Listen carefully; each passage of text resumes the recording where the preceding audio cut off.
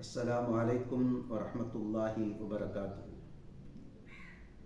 नहमदुहु व नुसल्ली अला रसूलिहिल करीम, अम्मा बाद, फ़क़द क़ाल अल्लाहु तआला फ़ी महकमित तंज़ील, अऊज़ु बिल्लाहि मिनश शैतानिर रजीम, बिस्मिल्लाहिर रहमानिर रहीम, फ़ज़्कुरूनी अज़्कुरुकुम वश्कुरूली वला तकफ़ुरू।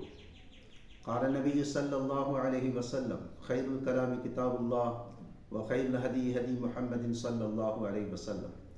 सदक़ल्लाहुल अज़ीम व सदक़न नबियुल करीम। रब्बी औज़िअनी अन अश्कुर निअमतक अल्लती अन्अमत अलैया, अल्लाहुम्मा अग़फ़िर शुयूख़ना व लिजमील हाज़िरीन बिरहमतिक या अर्हमर राहिमीन।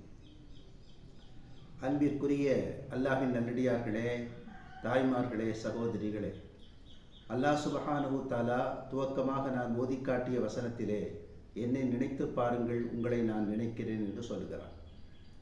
இறைவனை எவ்வாறு நினைத்து பார்ப்பது? இறைவனை பற்றி தெரிய வேண்டும் இல்லையா? ஒரு பள்ளிக்கூடத்தை நினைத்து பார்க்கிறோம் என்று சொன்னால் பள்ளிக்கூடம் நமக்கு தெரியும். சந்தையை நினைத்து பார்த்தால் சந்தை நமக்கு தெரியும். உயரமான கட்டிடத்தை நாம் நினைத்து பார்த்தோம் என்று சொன்னால் அந்த கட்டிடம் நமக்கு தெரியும். இறைவனை நினைத்து பார்க்க வேண்டும் என்று சொன்னால் இறைவனை பற்றி நமக்கு தெரிந்திருக்க வேண்டும். நம்முடைய படைப்பின் நோக்கமே இறைவனை பற்றி தெரிவதுதான். அல்லாஹ் சுப்ஹானஹு தஆலா ஒரு வசனத்திலே சொல்கிறான், வமா ஹலக்துல் ஜின்ன வல் இன்ஸ இல்லா லியஅபுதுன். மனிதனையும் ஜின்களையும் என்னை வணங்குவதற்காகவே தவிர வேறு நோக்கத்திற்காக நான் படைக்கவில்லை என்று அல்லாஹ் சுப்ஹானஹு தஆலா சொல்கிறார். இதற்கு தலைமை விரிவுரையாளர் ஹஸரத் இப்னு அப்பாஸ் ரலியல்லாஹு அன்ஹு அவர்கள் விளக்கம் சொல்லுகிற போது, என்னை புரிந்து கொள்வதற்காக, இல்லா லியஅரிஃபூன், என்னை விளங்கிக் கொள்வதற்காகவே தவிர வேறு நோக்கத்திற்காக நான் படைக்கவில்லை என்று அல்லாஹ் சுப்ஹானஹு தஆலா சொல்வதாக அவர்கள் விளக்கம் சொல்கிறார்கள். நம்முடைய படைப்பின் நோக்கமே, நம்மை படைத்ததின் நோக்கமே இறைவனை புரிந்து கொள்ளத்தான். இறைவனை எவ்வாறு புரிந்து கொள்வது? அவனுடைய தன்மைகளின் வழியாகத்தான் புரிந்து கொள்ள முடியும். அவனது தன்மைகளை தனது 99 திருநாமங்களின் வழியாக அல்லாஹ் சுப்ஹானஹு தஆலா வெளிப்படுத்துகிறார். அந்த தன்மைகளின் வழியாக கொஞ்சம் கொஞ்சமாக நாம் அவனை புரிய முயற்சிக்க வேண்டும். அதனுடைய முதற் தளம் என்பது, முதற்படி என்பது அவனை திக்ர் செய்வது, அவனை நினைத்து பார்ப்பது. திக்ர் என்று சொன்னால் அதில் 2 வகை இருக்கிறது. சப்தமாக சுப்ஹானல்லாஹ், அல்ஹம்துலில்லாஹ், அல்லாஹ் அக்பர் என்று சொல்லப்படக்கூடிய வாய் வழியாக சொல்லுகிற அந்த திக்ர், திக்ரே ஜலி, வெளிப்படையான திக்ர். இன்னொன்று இருக்கிறது, அது மனசிற்குள்ளாக நாக்கை அசைக்காமல் சொல்வது, திக்ரே ஹஃபி, மெதுவாக சொல்வது. அல்லாஹ் சுப்ஹானஹு தஆலா நல்லடியாருடைய ஒரு பண்புகளை பற்றி திருமறையிலே ஒரு வசனத்திலே சொல்லும்போது, அல்லதீன யذ்குரூனல்லாஹ கியாமன் வ குஊதன் வ அலா ஜுனூபிஹிம் வ யதஃபக்கரூன ஃபீ ஹல்கிஸ் ஸமாவாதி வல் அர்த் என்று சொல்கிறார். நல்லடியார்கள் எப்படிப்பட்டவர்கள் தெரியுமா? அவர்கள் நின்ற நிலையிலும், உட்கார்ந்த நிலையிலும், படுத்த நிலையிலும் அவனை திக்ர் செய்வார்கள் என்று சொல்கிறார். நின்று கொண்டிருக்கும் போது, உட்கார்ந்து கொண்டிருக்கும் போது திக்ர் செய்வது என்பது இயல்பு, அது புரிந்து கொள்ளக்கூடியது. ஆனால் படுத்த பிறகு உறக்கம் வந்து விடுமே, உறக்கம் வந்ததற்கு பிறகு எப்படி திக்ர் செய்வார்கள்? செய்ய முடியும்.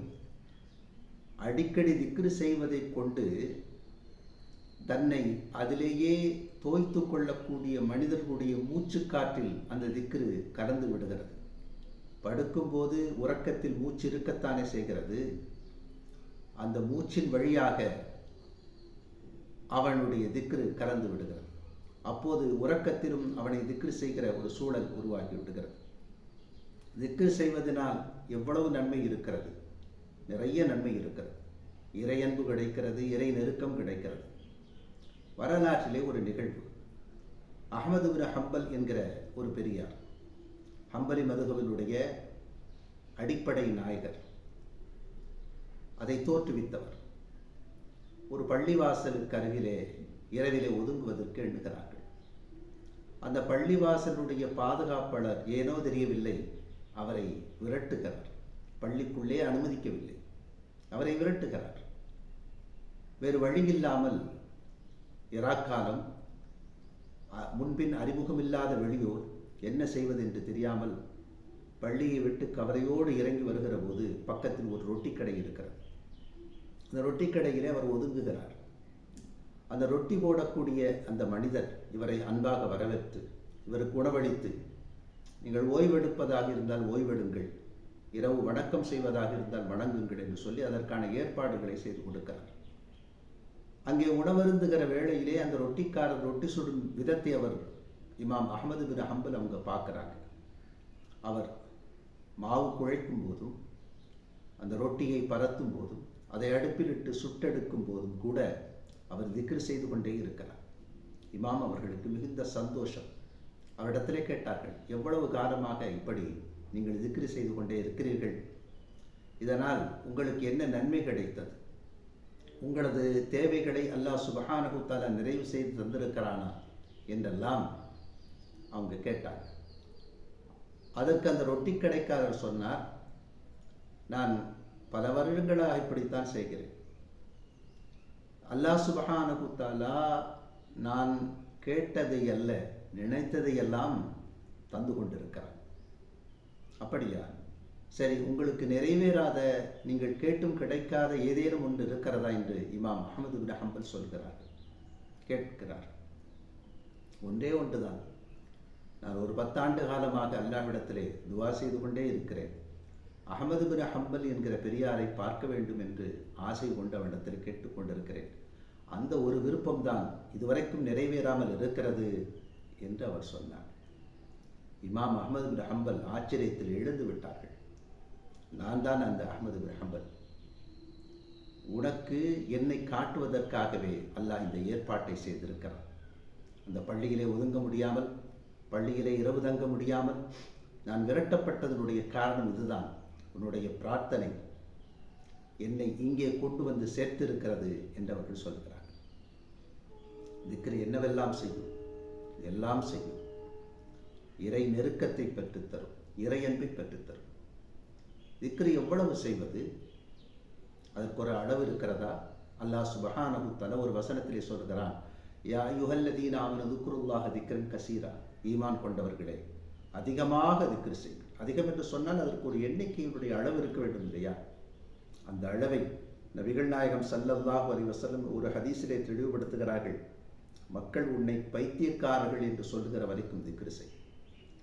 ஒரு மனிதரை பார்த்து எப்போது பைத்தியம் என்று சொல்லுவோம்? ஏதாவது ஒரு பொருளை சதா காலமும் உச்சரித்துக் கொண்டே இருந்தால் அவரை பைத்தியம் என்று சொல்வோம். நம்முடைய வீட்டு பிள்ளை தொடர்ந்து சைக்கிள் கேட்டு நச்சரித்தார், இவன் ஒரு சரியான சைக்கிள் பைத்தியம் என்று சொல்வோம்.